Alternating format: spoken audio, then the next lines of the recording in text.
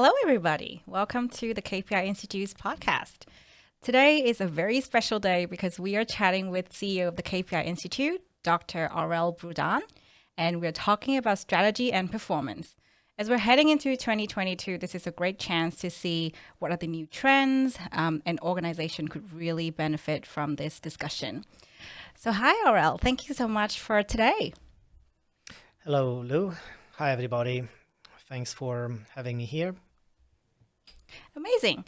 So, just before we jump into the topic of strategy and performance, I would love to hear from you because it's heading towards the end of 2021. We are about to jump into a new year, and with the whole pandemic situation that's constantly changing, what are your plans for next year? I'm looking at continuing some of the habits that I developed in 2021, the better habits that I developed actually, because obviously I'm sure that, like myself, a number of people out there, they had a bit of both. But in essence, one of the things I'm sort of excited about is gardening. So that's one of my new passions. I've actually done a couple of courses on gardening in the last couple of years. And I want to sort of continue the experiments that I'm having right now with my plants. And then I do have certain physical exercise habits that I developed as well. And I'm looking forward to somehow find the time to continue them in 2022. I'm averaging about 10 hours of exercise a week these days. And I'm sort of trying to monitor and keep track of it and try to maintain it. And thirdly, some of my intellectual pursuits. Also, it's about trying to find time for these as well, research ideas and projects that they are converted into. Yeah, so it's always a challenge to maintain, and hence I started already thinking about prioritizing and making certain decisions on how to allocate time. Yeah, that's amazing. Great to hear that you already have some plans up your sleeves. Even though it's only November, I know that a lot of people that I've talked to, they actually don't have any plans. So, yeah, great to hear that you already have some plans. So, today's topic is about strategy and performance. And this is a great topic that a lot of organizations would benefit from, myself included. I'm really interested to hear what are the new trends and concepts that we could learn about today from your research. So, the first thing that we would love to talk to you today about is definitely what are some of the new trending management concepts in the pandemic era? Well, at the KPI Institute, one of the things that we benefit from is being connected to customers, being connected to research. We have dedicated researchers that continuously monitor latest publications, whether they are academic journals or practitioner studies or case studies. At the same time, we do have our team of facilitators and consultants that are in touch with customers on a regular basis. And we do process this information in order to extract certain signals of what is happening around us. For today, I would say three of them are of great attention to many organizations, especially. One of them is digital transformation. Now, this is a no-brainer. It's been around before. It's happening a lot. It's been accelerated during the pandemic. It'll happen for a while now. However, I'm sure that everybody can relate to certain accelerated changes that occurred in their life, whether it's about booking a meal. In essence, these days you actually are talking about booking a meal instead of ordering a meal because it sort of gets delivered to you, or whether we are talking about these apps that we use to check in certain locations. Yeah, there are things that obviously we didn't happen to the same extent before the pandemic. In an organizational context, we have consulting projects that are delivered online these days. Again, something unheard of for many before. And then also online, we have a diversity of communication and collaboration tools that are being picked up and explored and tested. And they try to sort of facilitate a better experience for remote workers. So yeah, these are some of the examples that I give in relation to digital transformation. The second part is, and it's a continuation of this, is sort of logical, is the fact that as we're going to have more digital data, the opportunity is there to actually process this data. So we're talking now about advanced analytics. Again, things that have occurred before, but now we are actually looking at a much richer data set, which with much more powerful tools.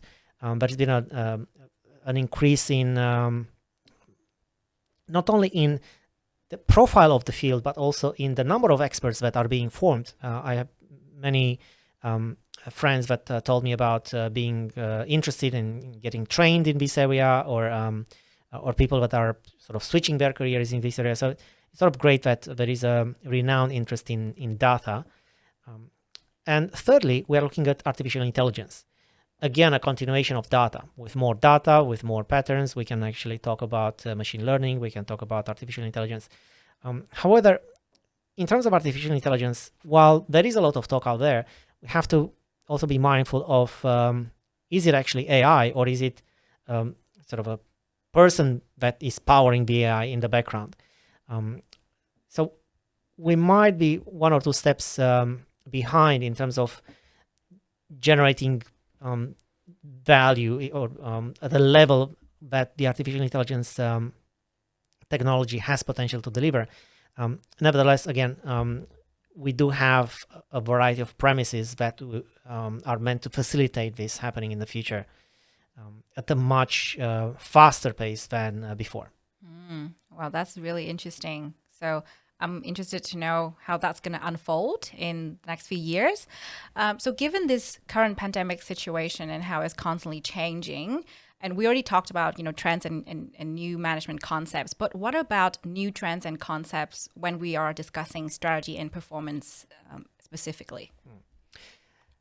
On one hand, it's clear that the environment in which we operate is changing continuously, sometimes on a daily basis. Certain rules apply, certain rules don't apply, and so on.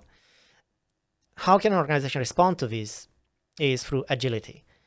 Again, it's been available to organizations as an approach before the pandemic, but now it's a must.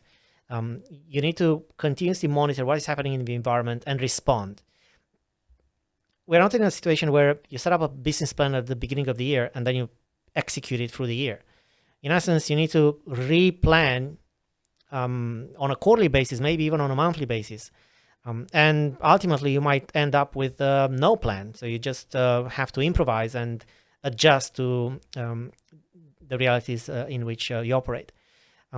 Nevertheless, hopefully things will stabilize at a certain extent, but change is something that is here to stay, and agility is here to stay. So we can look at it as sort of a quick lesson that we learned that hopefully we'll be able to continue to apply to our benefits in the future as well. Number two is innovation.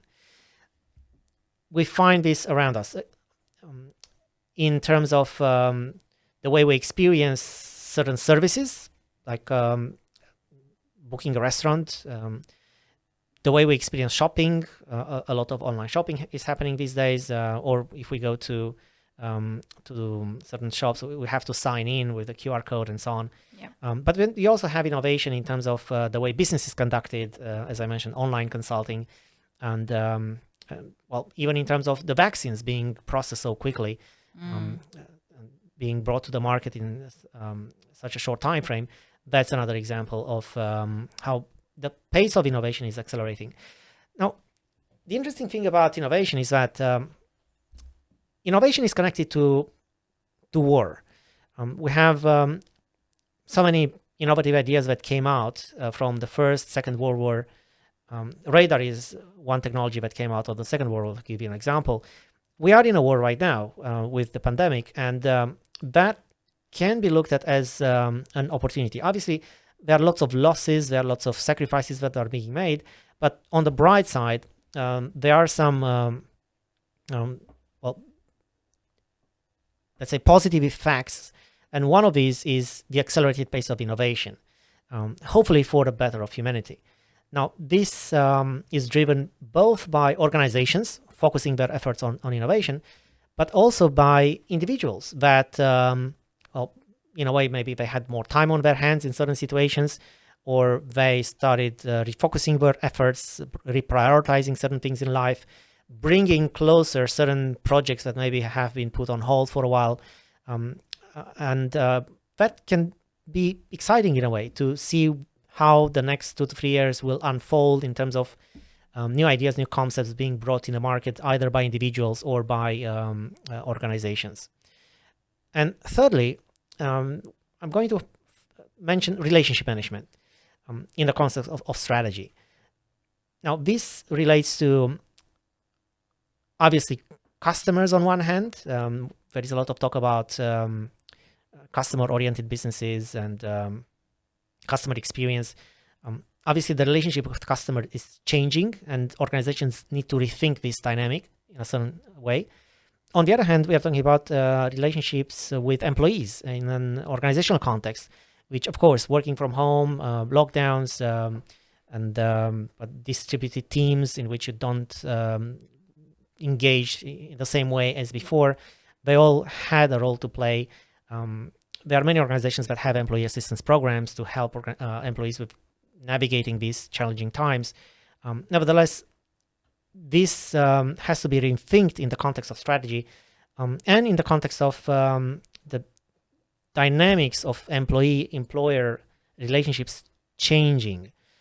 There is a lot of talk about the big resignation. Lots of people are expected to switch careers or jobs in the next year or so. And that is a concern for organizations. In Australia here, there is a talk about the war for talent because we had the borders closed for so long. And we used to have a steady influx of new talent coming in the country. And right now we just have to manage with what's already in the country for now. So that's another dynamic that needs to be taken into account in terms of organizations rethinking their strategic plans. That is very interesting.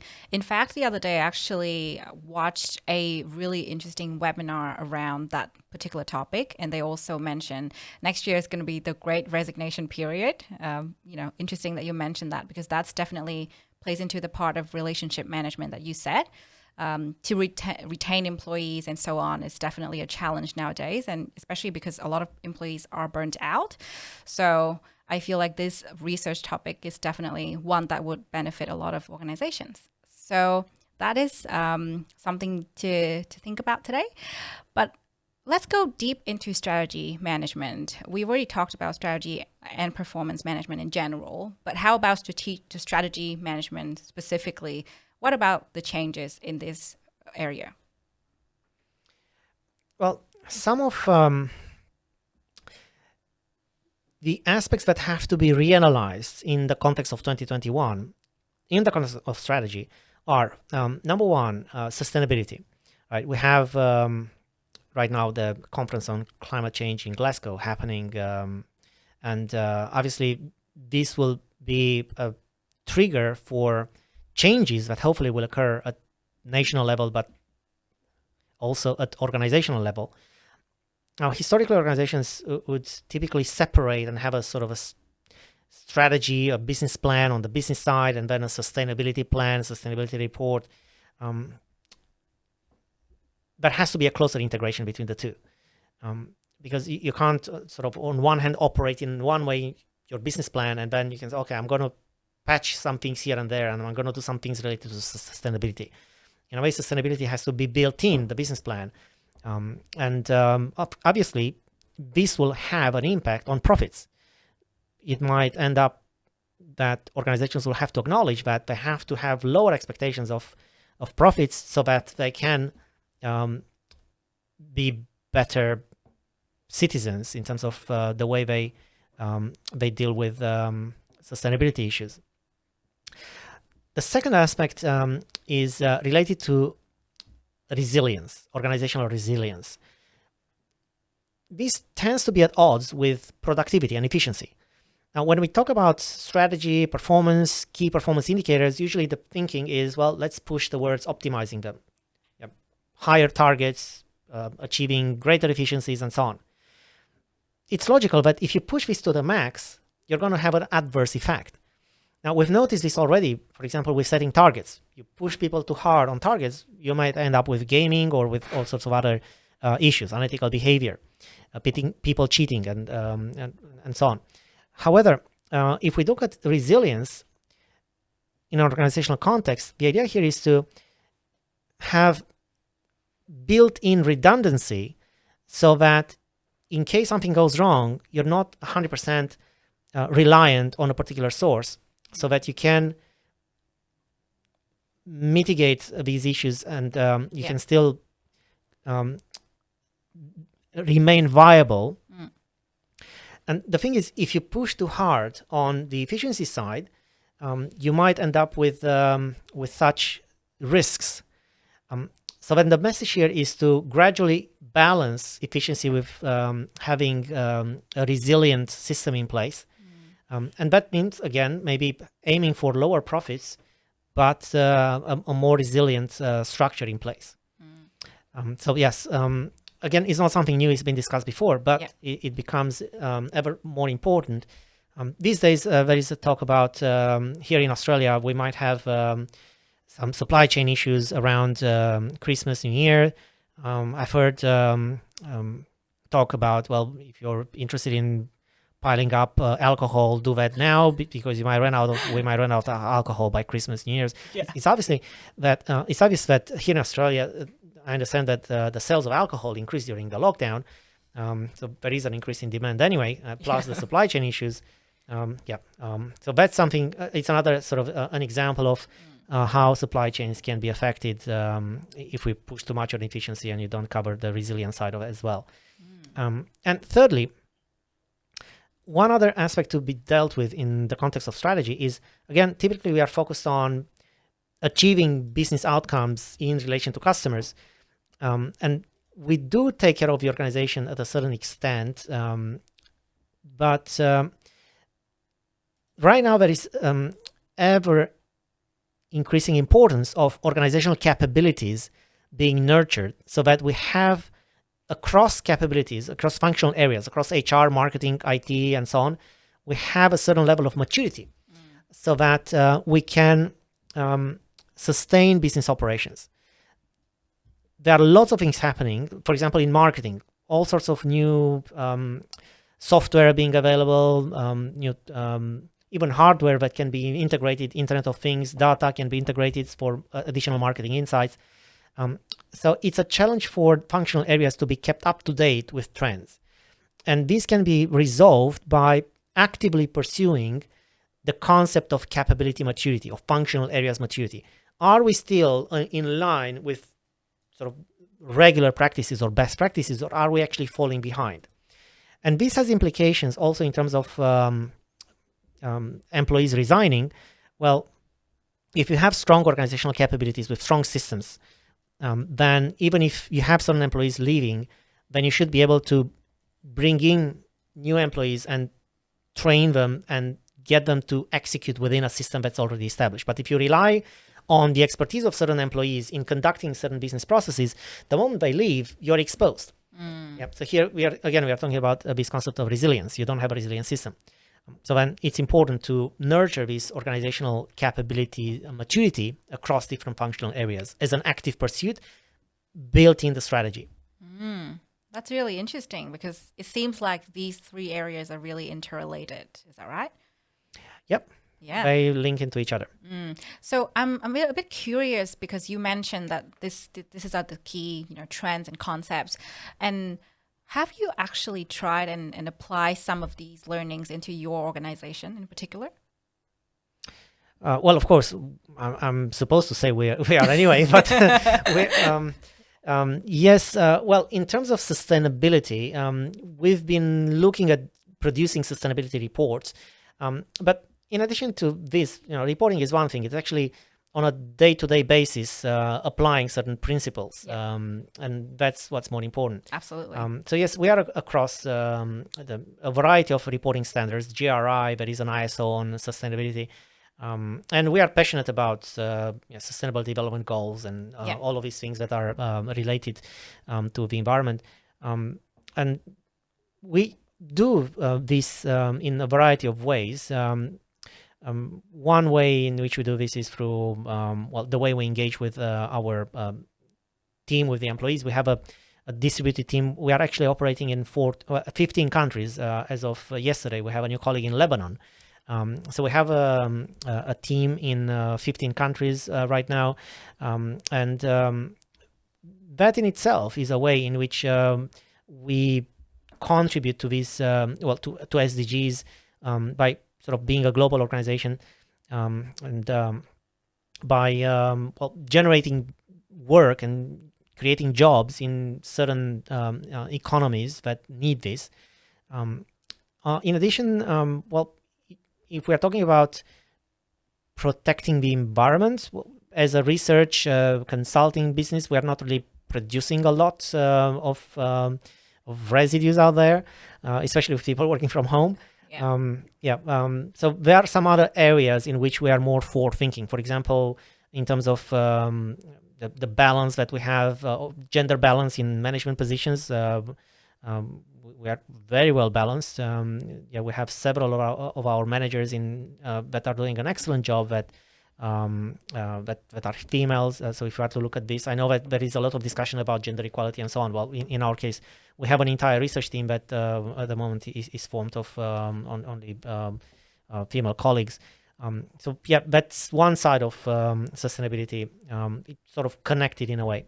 Yeah, that's really great to hear. Yeah, perfect. Thank you so much for sharing that bit. Now, I would love to go into the next part that we talked about. We talked about strategy and performance. So how about what are some of the changes in terms of organizational performance when you want to measure that particular aspect? Well, one thing is clear. We are dealing with distributed teams in a variety of environments. And then how do you do performance assessments for employees that are working from home? You don't see them every day. We are moving into a lot of work that is done on sort of a project basis, matrix organizations. Now, this change in the way we look at performance appraisals has been around for a while, but this is a trigger for accelerating it. And again, the solution is to avoid relying on annual performance appraisals and move into a more agile approach towards performance evaluations. Now, here we are talking about having monthly conversations, like checking in, even if they are social in nature. Managers should check in on the well-being of employees that they're coordinating. So yes, we can be talking about sort of monthly check-ins, quarterly evaluation of certain KPIs like OKRs, objective key results. They can be evaluated on a quarterly basis. But if this concept is not used and the organization uses KPIs, the idea is that, well, you don't have to wait for 12 months to look at certain results. You want to look at the progress with KPIs, the progress made in certain initiatives on a quarterly basis. So that's a solution to mix up some sort of formal discussions on a quarterly basis, monthly social one-on-one check-ins with managers, and maybe even some weekly catch-ups at team level, talking about, there are many teams that are using Scrum techniques, and they have these stand-up meetings once a week, realigning certain things. So it's all about moving from old school performance management, employee performance management to the new context of remote work on one hand. On the other hand, this remote work arrangement sort of move us towards focusing more on results. So when we are talking about results-driven assessments or appraisals, well, we look at, what did we want to achieve in terms of project progress or certain metrics, and what did we achieve? Here we also have to have an open mind in terms of achieving certain targets, because there is this mentality that, the targets are set to be achieved. But on the other hand, for example, in the OKR, objective key results context, some organizations are happy if 70% of the OKRs are achieved. Right. So we have to also rethink how strict are we with certain expectations. And it's also a matter of how ambitious the targets are set in the first place. Now, another aspect is related to combining employee performance aspects with employee well-being. So there is a lot of talk about well-being where imagine as an employee, if the organization comes to you and says, well, we need to assess your performance.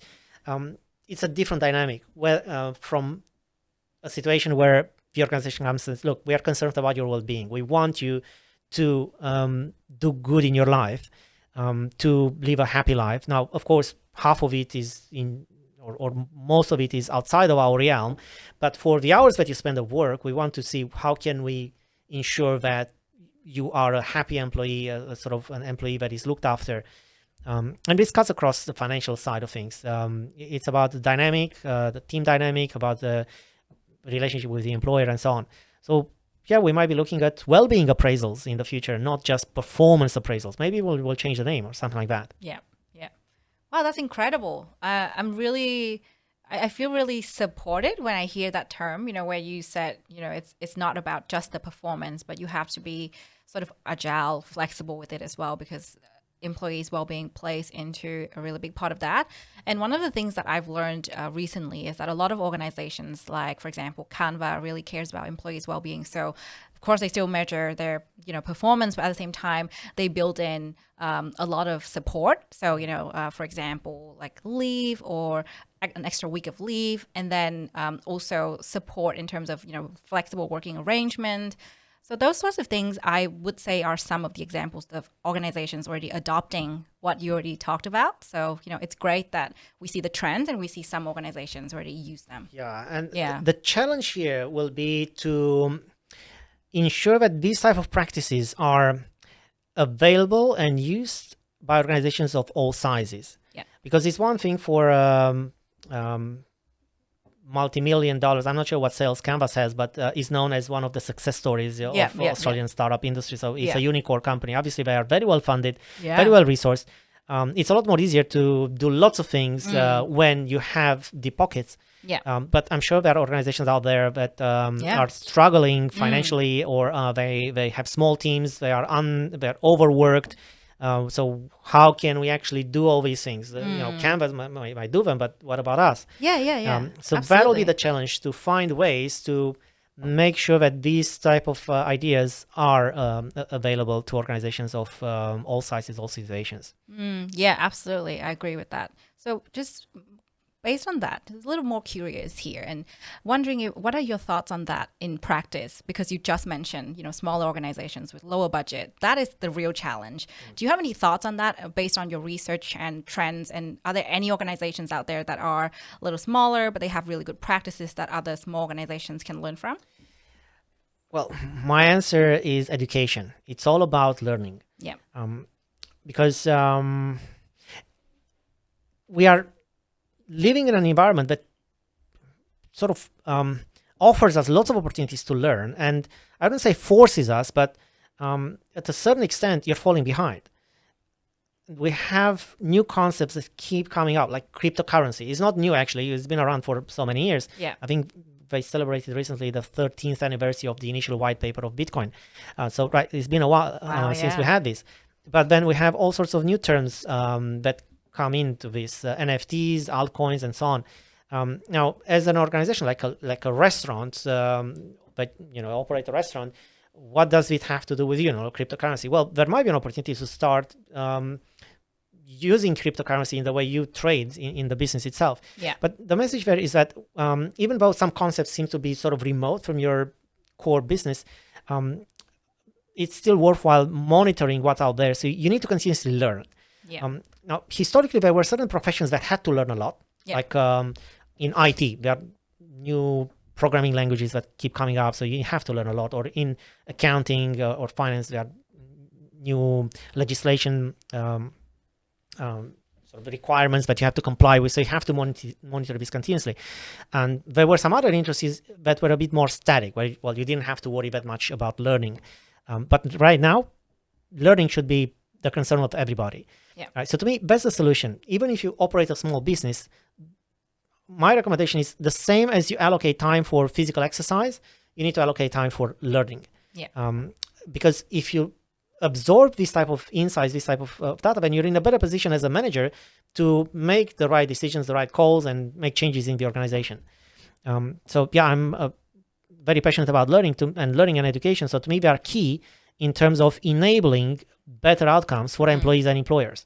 If everybody learns and becomes a better version of self, then then we have the premise of improvement. Yeah, I'm really inspired by that because I identify myself as a lifelong learner. So I think we should all adopt that mindset of being lifelong learners.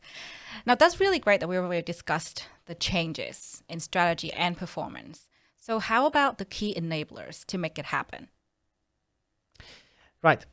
Now, I have some ideas about enablers. One is technology. It's quite clear that today, with this trend of digitization, technology can achieve great things for us, both in terms of hardware and software. And well, to give you some examples of how technology can enable transformation or working from home, Miro, for example, is a very popular software solution, which is a virtual whiteboarding tool. Now, of course, we can use a document and everybody can type collaboratively in a document, but Miro sort of gives you that experience of sticking a sticky note. It's my sticky note, it's my color, it's my note. I recently read a study about trends in Australian startups, and this seems to be one of the popular tools. I heard about it, I think, only last year. Yeah. So that's an example of a technology that in a consulting and training environment, workshops, engaging employees, it's something that seems to be popular. You know, previously, if you remember, we had the flip charts and we had the post-it notes on flip charts. But now we have that experience in a virtual environment. So that's an example. Now, the other example is as we have access to more data, then we can start relying on advanced processing power to make better decisions. So we have this decision intelligence that can become available to us. But again, that's requiring data. And as organizations will digitize, as well move into collecting data from hardware and software, then by having rich data sets, they can make better decisions at a more granular level. So then we can actually segment customers in really small customer groups and personalize in service offerings in the context of these niche segments. Thirdly, we're looking at, as an enabler, we're looking at people, interrelationships between people. I talked about previously about innovation. It's important, it's a trigger and so on. Well, innovation for now mostly comes from people, doesn't come from machines. So if people are not engaged, if they are not encouraged to contribute, if they don't feel like contributing, that this will not happen. So it's also about creating these environments so that people's voices are heard and they feel like there is a process of actually actioning whatever is expressed, because sometimes it can be demotivating where even if the voice is heard, nothing happens after. So again, it's about having certain mechanisms in organizations to create this flow of capturing people's energy, creativity, and then converting it as quickly as possible into outcomes. With internal impact, sometimes ideas can be about how about we reorganize the way we do this internally, or external ideas. Well, how about we launch a particular new product or service? And a link to that would be the importance of systems and structures. Because again, we can't just rely on people. We need to have the right systems in place. And sometimes, especially in these days, we might need to rethink these systems, rethink certain processes. Recruitment, for example, we might need to look at, I've heard recently about this concept of conducting video interviews where you actually, as an interviewer, you don't have to be there. You can just pre-record some questions and the candidate can pre-record some answers. And there you go. You can make the interview experience more efficient, especially for an initial selection. And then you can have the maybe the face-to-face and so on. But initially, you can just get people to pre-record certain content. And finally, customer and market intelligence. There's so much data available, so many tools available. it's a great opportunity to actually um, collect more insights. And at the moment, I feel that organizational intelligence, not business intelligence, but organizational intelligence, monitoring the market, monitoring competition, monitoring peers, understanding the customers. This is something that, again, has the potential of being done at a whole different level. It initially, the home of sort of intelligence has been marketing, but right now we need intelligence in so many fields. Strategy needs intelligence, innovation needs intelligence, the marketing team needs intelligence, sales, and so on. So then I see the potential of having intelligence units, internal intelligence units in organizations as standalone entities that serve different internal customers. And we're actually conducting some research in this area, developing content around this concept. Yeah, well, we'll be really interested to read what the research comes back with, because it seems like this is such an important topic, and a lot of people have been discussing how to build that capability in organization. And I know that building capability is something you mentioned earlier in organizations. So technology, people, system, and then customer, and the intelligence part is definitely very important as well. And I feel like intelligence unit is such a new term. I don't think I've heard that very often in different organizations. And I feel like if there's such a unit or building capability in that area, that would definitely help organizations, because innovation, I agree, definitely comes from people. So that is great that we have learned about some key enablers. But now that we are approaching the end of 2021, we are heading into a new year very soon. What do you think 2022 will bring to workplace culture based on the research and the trends that we've discussed? Well, number one, location flexibility. Across the world, different countries are at different states of working from home and coming back to work and so on. There are lots of ideas here. How will this work out? Some of them are quite intriguing because, for example, if you have certain employees at a certain pay scale that are working from home, and all of a sudden they are moving from, let's say, San Francisco, they're moving to some location in the US, like Boise, Idaho, where the cost of living is lower. The question is, how should this affect salaries? Are you supposed to be paid the same because you're doing the same job? Are you supposed to be paid less because you live in an environment that doesn't have the same cost of living? So eventually you had a premium attached to your salary because you used to live in a very expensive area, like in San Francisco. Yeah. So there are already articles about how other organizations are dealing with it, and eventually some of them are considering having pay cuts for this reason. And obviously the result will be that some employees will end up leaving. But again, that might be for the better, because usually employees that end up leaving end up adding value in other contexts, in other environments, or even setting up new organizations. For example, when Nokia went into financial difficulties, there were lots of quality engineers that started a variety of startups, and that was a boost for the startup sector in Finland. Right? And I think Angry Birds comes from Finland, so there is sort of a connection, I understand, between who designed Angry Birds and Nokia. But coming back, so on one hand, we have this location flexibility aspect.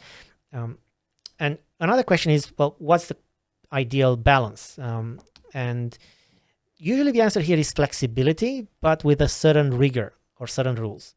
Why? Because if you allow people to do whatever they want, then the risk is that you might end up with situations where you don't have enough people in the office. And some people actually want that component. They're saying, yeah, I'm fine with working from home, but once a week I want to be able to go to the office and interact with some other colleagues. Yeah. The risk is if everybody has 100% freedom in choosing, you might end up that one day a week there are not enough people there. There's no one there.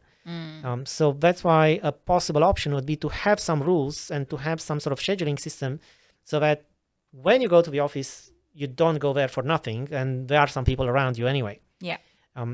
So that's the latest, based on what I listened to, based on what I've read.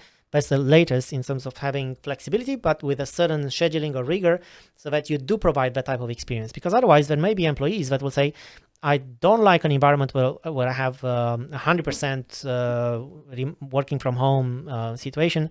I do want to work in an environment where I engage with other colleagues, so they might end up even changing jobs because of this reason. Yeah.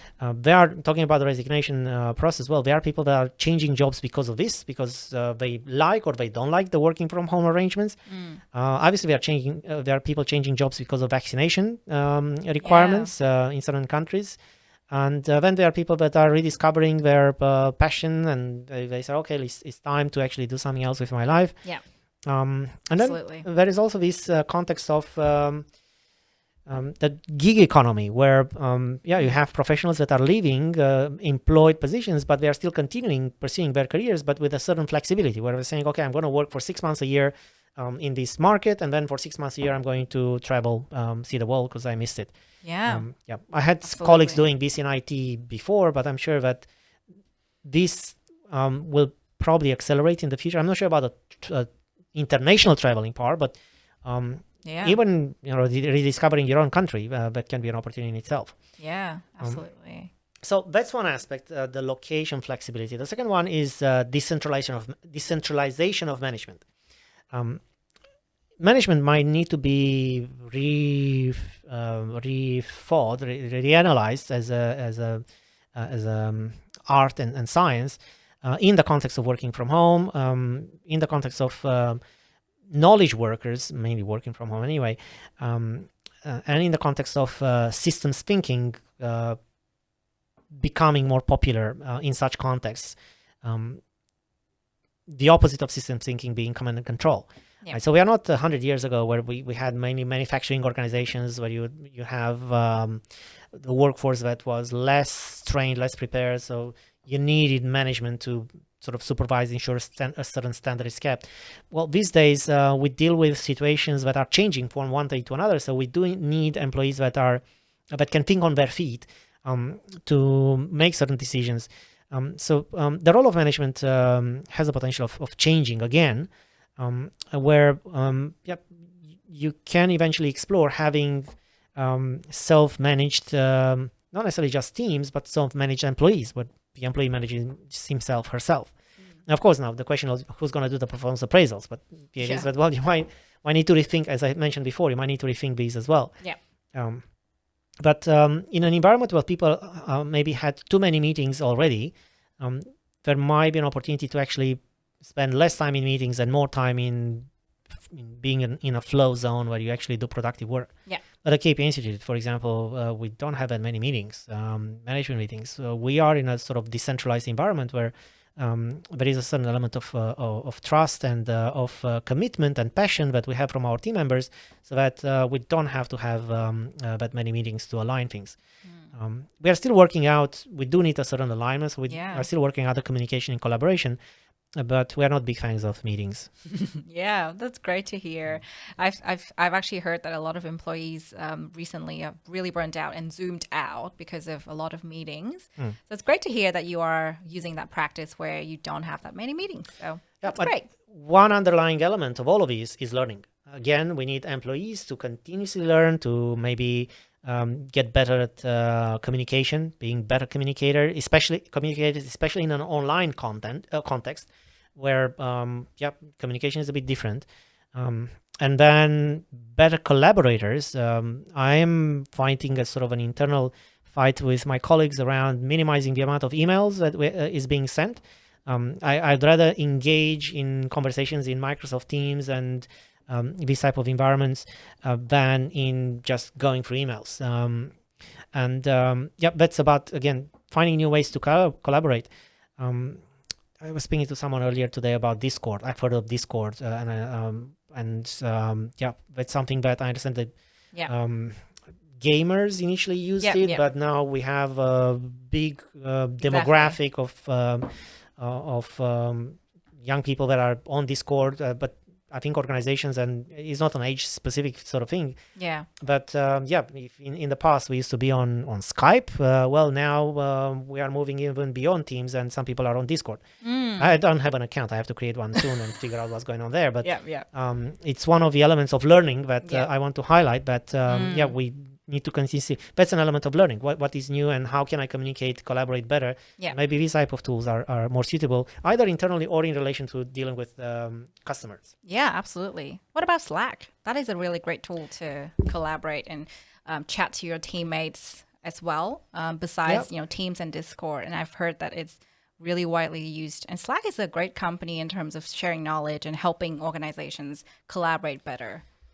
Well, what happens is that various organizations have their own preferred communication methods, and sometimes in engaging with certain organizations, you're invited to use their channels. So, for example, I was part of an accelerated program here in Melbourne recently, and they use Slack. Yeah. So I had to be more active on the Slack channel. But internally, we use Microsoft Teams at the moment. Yeah. At the same time, I'm engaging on Skype with some other stakeholders because they are still on Skype.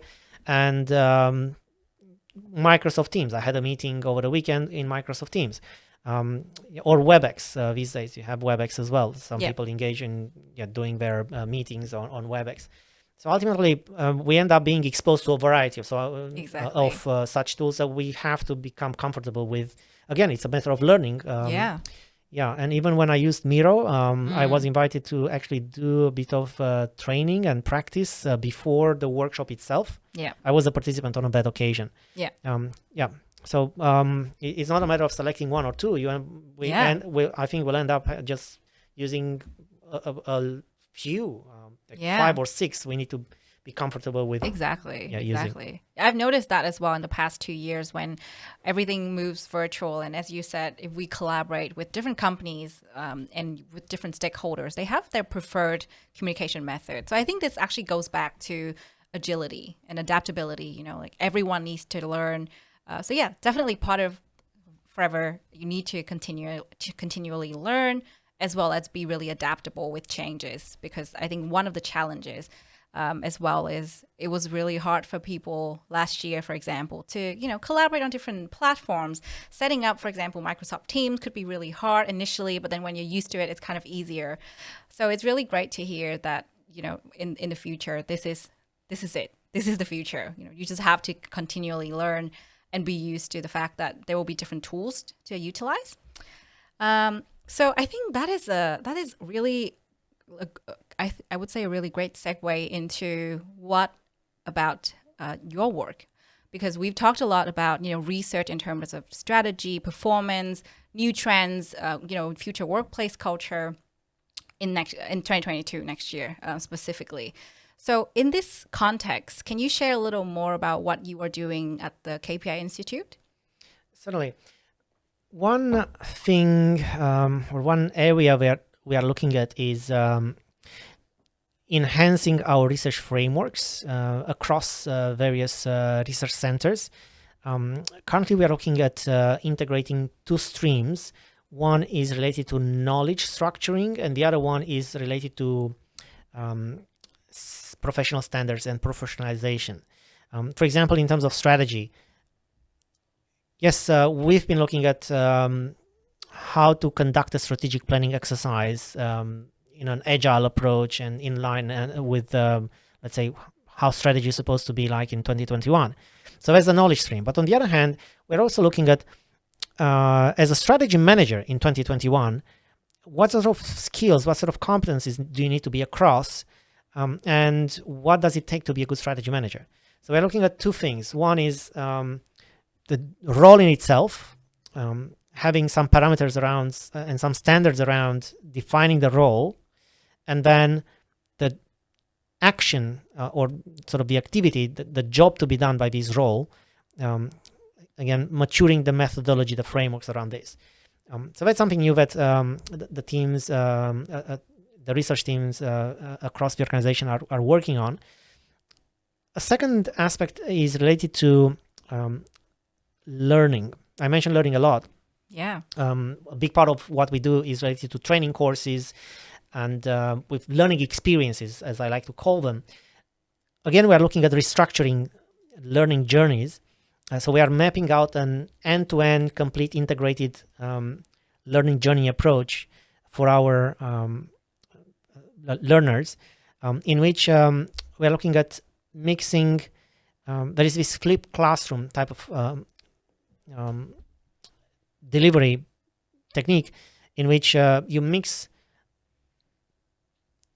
some content that can be accessed by yourself as pre-course learning, reading, exercises, e-learning, self-paced, Yeah. with either face-to-face interaction or Zoom interaction. Training courses done on Zoom. But the idea is that instead of spending, let's say, 3 days in free training days in Zoom or face-to-face, some of this time can be spent in self-paced learning. And then when you get together, you focus on exercises, on Q&As, on group work, and things that are a bit more difficult to be done remotely or alone. So we are rethinking this structure altogether in terms of integrating things. And we are focusing a lot on learning reinforcement, because we're not just passionate about bringing out good content to our customers and introducing them to these concepts, but we're interested in ensuring that following their participation in our courses, they learn as much as possible. So we want to minimize the forgetting curve, but at the same time, we're interested in ensuring that they are applying. So we are introducing some new elements. Next year, we're going to release this more complete end-to-end experience, so that we want to be considered sort of a best practice at learning experiences, not just at the content that is brought in. So it's a matter of sort of balancing quality content with quality end-to-end experience. Yeah. Rethinking this altogether. Yeah. So that's in terms of research and in terms of the learning frameworks. Now, what else we are doing? We've been surprised of the level of interest and engagement that customers had with conducting consulting programs online. Yeah. So last year is the moment in time when this actually kicked in. We've done previously some work, but percentage-wise, starting with last year, the number of engagements that we've been conducting in a virtual environment online increased exponentially. And that brings in a sort of a new dynamic to consulting work. And it relates also to the delivery capability. Yeah. So in essence, I don't have to fly from Australia to another location to conduct a consulting project. That's something I can do from here. Yeah. And that means that even sort of the team formation can be rethinked, which means that a certain consulting project in, let's say in Malaysia, can be conducted by a consultant from Jordan without having to fly there. And on top of that, certain consulting projects can be done by practitioners that have a full-time job, but in addition, in the evening or weekends, or they can take some time off, they can actually allocate some of their time to do consulting work for other organizations in other markets, other industries. So this, we are already doing some elements of this, but we are in the process of rethinking the entire structure. There is already talk, some consulting companies are talking about consulting 4.0. So I'm not sure where 1, 2, and 3 are. We haven't done research into which are the other versions, but well, here you go. We have consulting 4.0, 5.0. The idea of it is that learning is changing and management consulting is changing. And in a way, it's exciting to be part of this change. Yeah, absolutely. And you mentioned you don't know where 2 and 3 are, but I feel like it's definitely a big step for all of us. And the pandemic, in a way, kind of played the role of enabling all of these changes. And it's great to hear that the KPI Institute is doing a lot of research into these new emerging areas. So we're really excited to see, what the research will come back with, and I'm sure a lot of organizations can benefit from it. Well, we are doing more than research. We are actually applying these things as well. Of course, yeah. So once we figure them out, we are actually implementing, because, for example, in terms of consulting, although lots of our customers know us for research and training, we are doing a fair bit of consulting as well. Yeah.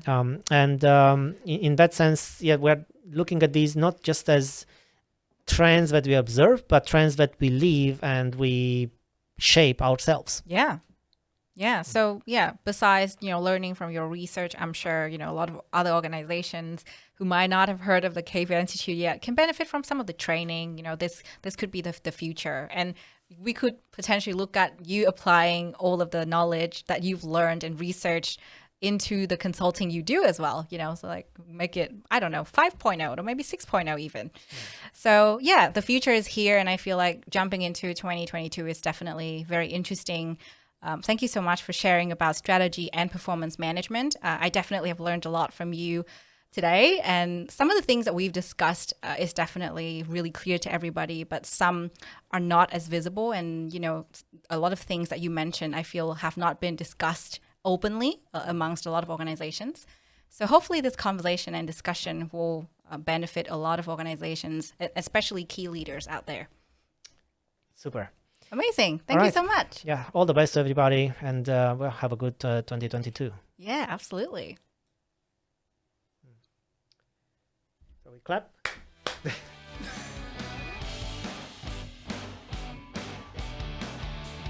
How long is it?